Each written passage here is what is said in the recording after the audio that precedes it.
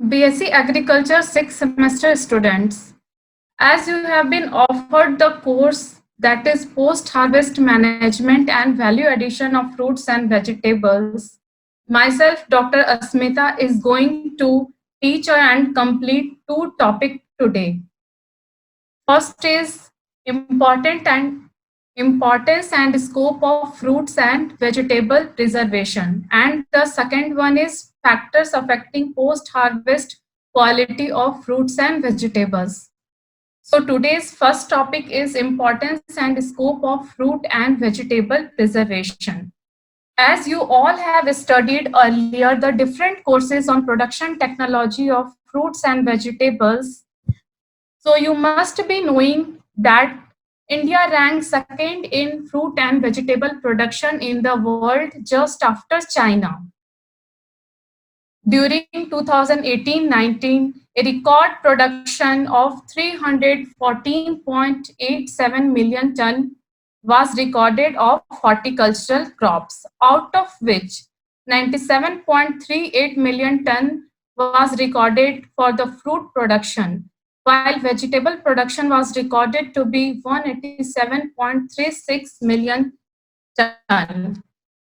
Fruits and vegetables are the protective food because they are rich in nutrients and minerals. For example, mango is the rich source of vitamin A.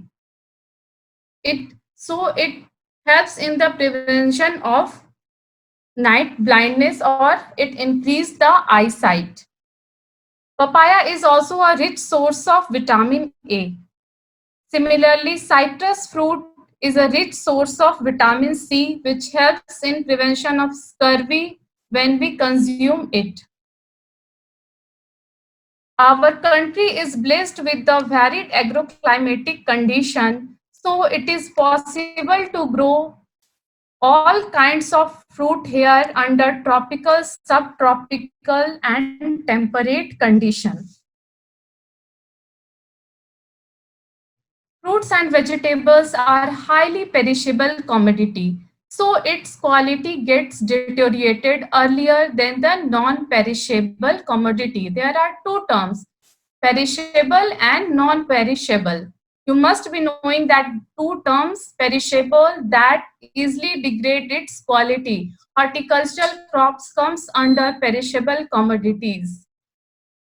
There is an estimate that 20 to 40% of the horticultural produce are lost before consumption. The important site of post-harvest loss are farmers' field, where the 15 to 20% loss occur. Similarly, packaging, 15 to 20% loss is seen during transportation and marketing, 30 to 40% is loss of horticultural crops occur. Here is a table showing the estimated loss of horticultural fruit crops in India, where you can see that the in papaya fruit, 100% loss occur due to post-harvest, due to irregular post-harvest behavior during handling, storage, transportation, and marketing process. In vegetables, the onion losses goes to 25 to 40%, in garlic 8 to 22%, potato 30 to 40%, tomato 5 to 35%, etc. So to prevent this loss, there are mainly the two approaches. The first is creation and expansion of cold storage facilities in fruits and vegetables, so we can get the year-round availability to the market. Second is the to convert the fresh fruits and vegetables into the value added product of fruits and vegetables, because there is a great demand of this value added product of fruits and vegetables in the foreign market.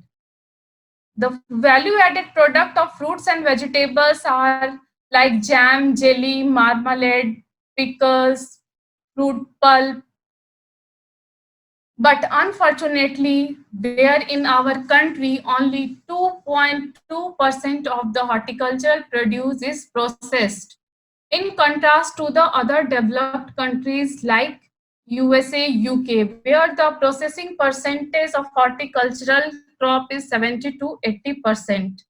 So we can see that there is an enormous scope and potential for the expansion of fruits and vegetable industries in India in today and in future also.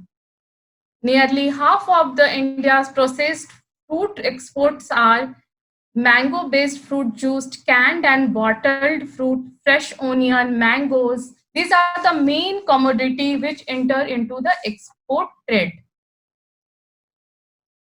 The other fruit which are exported to the other countries are melon, sweet melon, grapes, pomegranates, sapota, custard apple, orange, papaya, pineapple. Among vegetables, tomato, lady's finger, bitter gourd, chilies, French bean, cabbage, brinjal are the main vegetables which are exported to the countries like West Asia, Far East and West Europe. The other countries where these processed fruits are exported are UK, UAE, Saudi Arabia, Kuwait, Germany, USA, Holland, and Switzerland. So this is the first topic that I have completed. That is the importance of fruits and vegetable preservation. Now, my next topic is factors affecting post harvest quality of fruits and vegetables. What do you mean by the quality? Quality is a combination of characteristic attributes and properties that gives the value to human and enjoyment. So quality can be in the terms of market quality, edible quality, transport quality, table quality, nutritional quality, internal quality, and appearance quality. You can understand in this way that one say that this mango fruit quality is good. But what is the criteria that he is saying that this mango fruit quality is good? One may say that by saying that its outer skin color is good, but other may say that its shelf life is good. That's why its quality is good. Another one say can its taste is good. So another person can say that its nutritional status is good. So it depends upon the perception of the individual in what way he is saying the quality of the produce. The quality of the horticultural produce is the combination of the genetic characteristics and the physiological status of the commodity that determines the typical post harvest behavior and quality of the produce. And these two are the main basis for the interaction, and this determines the quality of a horticultural produce. There are mainly the three factors which determine the post harvest quality of fruits and vegetables. First is pre harvest factor, that is before harvesting of the produce. Second is the harvest factor, that is at the time of harvesting. And the third important factor is that post harvest factor, that is what measure we are taking after harvesting of the produce. Now I will deal with the first factor, that is pre-harvest factor. Under pre-harvest factor, first is the crop, because the quality of the fruits and vegetables varies from crop to crop. For example, in jackfruit, bale, potato, onion, it has the good quality in relation to shelf life. But in case of apple, mango, cherry, strawberry, tomato, capsicum, okra, Brussels sprout, Chinese cabbage, carrot, radish, it attracts the consumer due to their attractive appearance. Next, Cultivar. Obviously, the cultivar affects the quality of the produce, whether it is vegetables or fruits. Next one is cultural practices. All the cultural practices which we follow during the crop cultivation directly affect the final quality of the produce. For example, oleocelosis in citrus. You can see if there is damage in the rind of the citrus, the area surrounding that gland becomes black, brown to black in color. So it reduces the market quality, and it reduce the market quality and affect the fruit quality of that crop. Next one is the planting period. Many plants are very susceptible to environmental condition, and thus quality will not be optimized when crop is produced under adverse condition. For example, if you produce a summer crop during winter season, you are not going to get a good quality fruit. So it must be planted during a particular season. Next one is planting density. If we plant a crop with a high density, it increases competition between plants.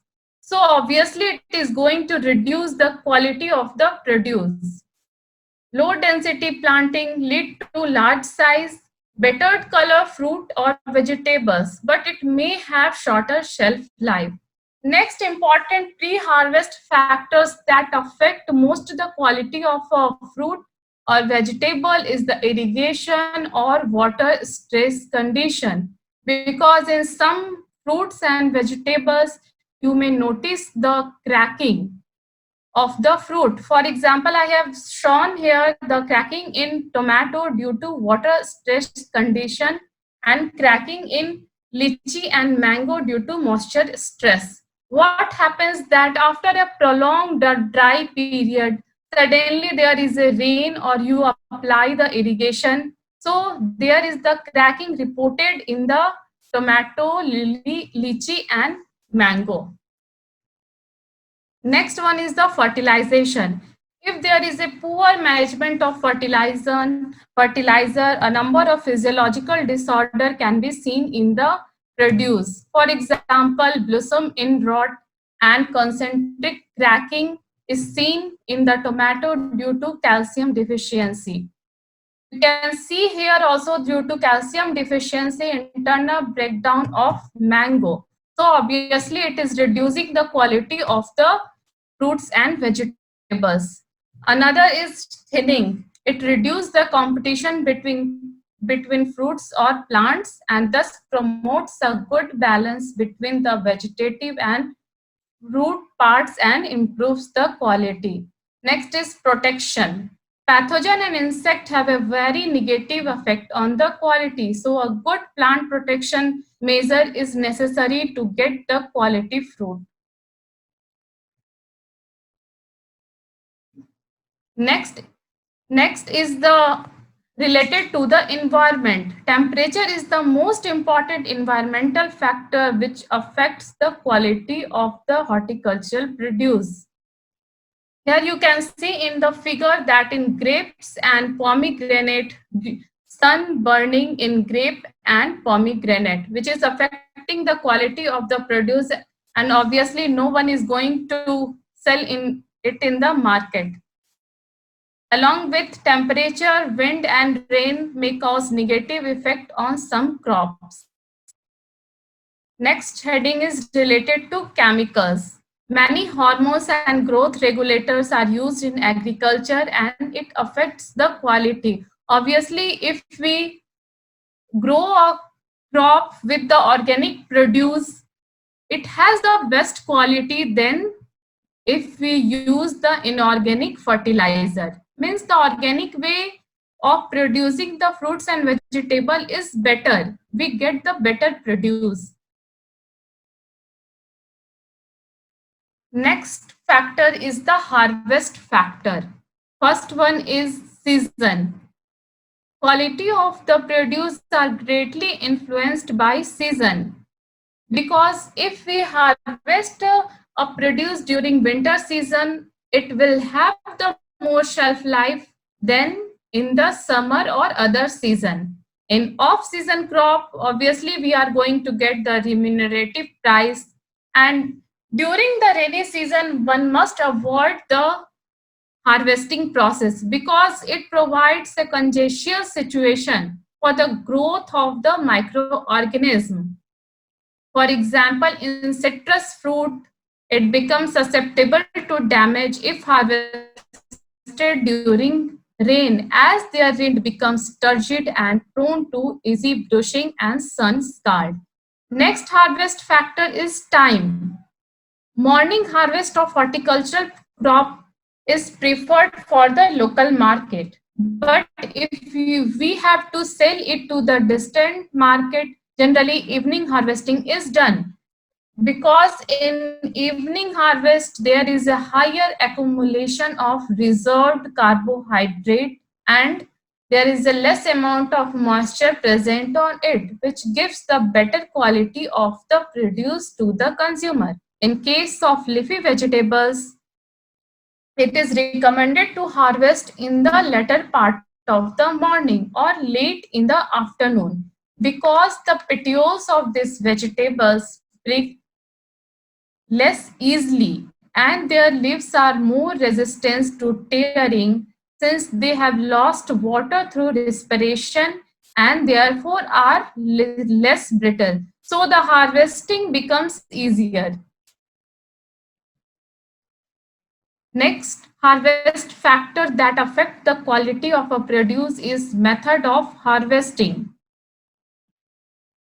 Under method of harvesting, selection of suitable method for harvesting is very much necessary. Otherwise, bushes or injury during harvesting may later manifest as black or brown patches. For example, if we harvest mango, latex come out of the stem. It should not be allowed to fall on the fruit because if it is going to fall on the fruit, it creates the black spot that is an undesirable feature.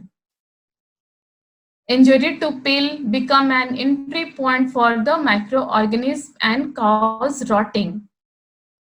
In CISH, that is Central Institute of Subtropical Horticulture, it is located in Lucknow. It has developed a gadget that is mango harvester. It is quite friendly to use that mango harvester for the harvesting of mango. Next topic is stage of harvesting. Fruits and vegetable must be harvested at right stage of maturity because a very common cause of poor product quality at harvest and rapid deterioration there is harvesting of immature vegetables. Harvest vegetable harvested immature or over mature usually don't keep long. And if we harvest the fruits too early, there is a loss of water which becomes susceptible to the damage by the microorganism or other means. If we harvest an over mature vegetables, it becomes susceptible to decay and also it has surpassed the best eating quality and deteriorates fastly. Another factor is the post-harvest factor. Among the three factors, post-harvest factor is as important as the pre-harvest factor and harvest factor. Under post-harvest factor, first is the curing, where curing is done immediately after harvesting of the produce. It is done mainly to strengthen the outer skin of the produce.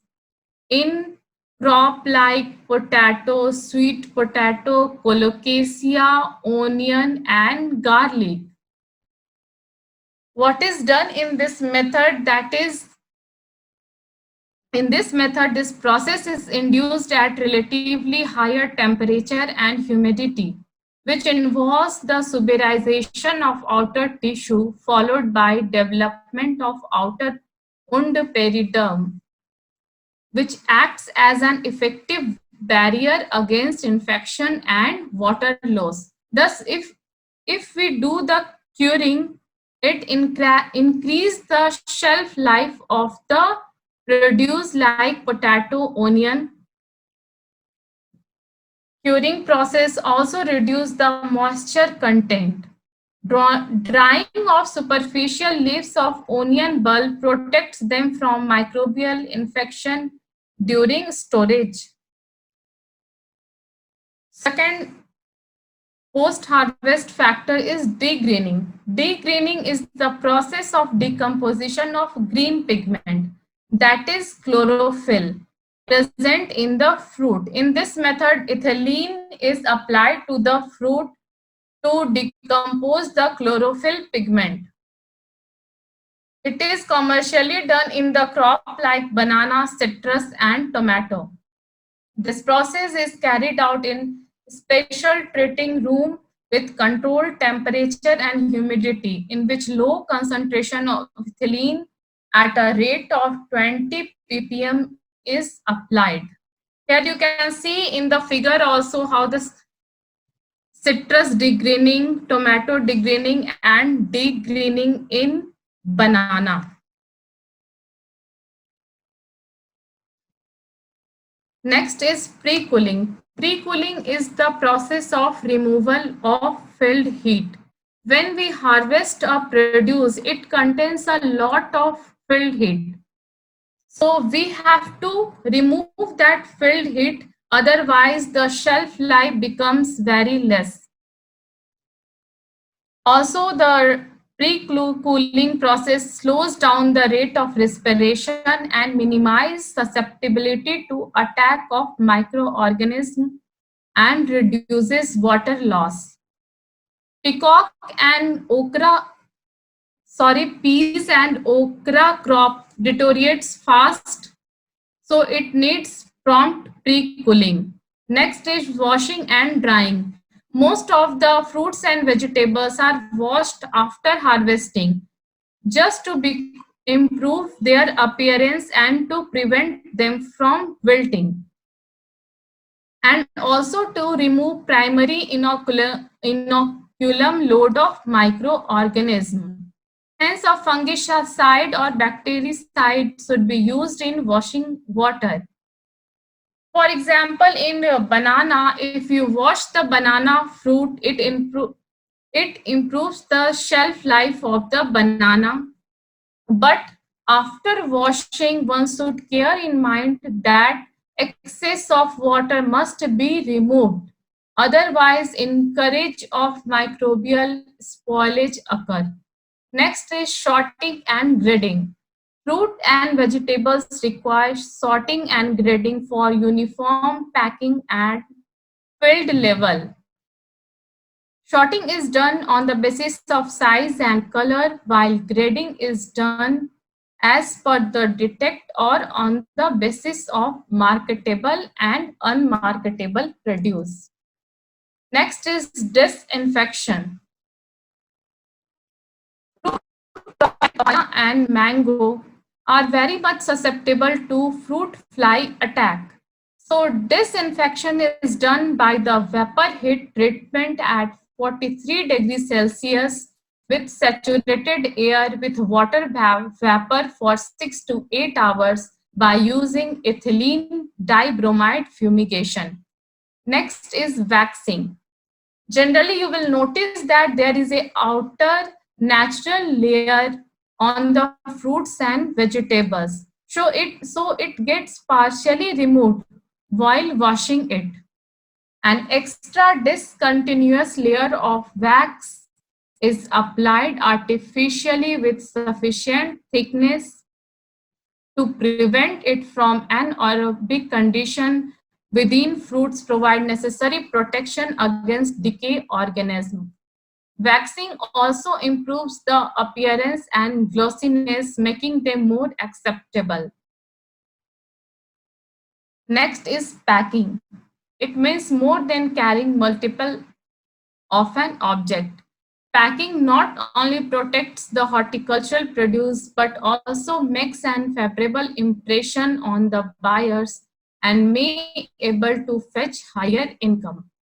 Next is delivery. Once we harvest the produce, if it get reaches to the consumer under good condition, then our requirement is fulfilled. All efforts up to delivery can be invalid if the fresh fruits and vegetables reach the destination in poor condition. So care should be taken to protect the produce, and it becomes necessary when mixing load of fruits and vegetables to prevent violating the compatibility factors. So these are the three important factors which affect the quality of the fruits and vegetable. Just go through the notes, and if you have any queries, send me a mail on asmitakubari97 @gmail.com. Thank you.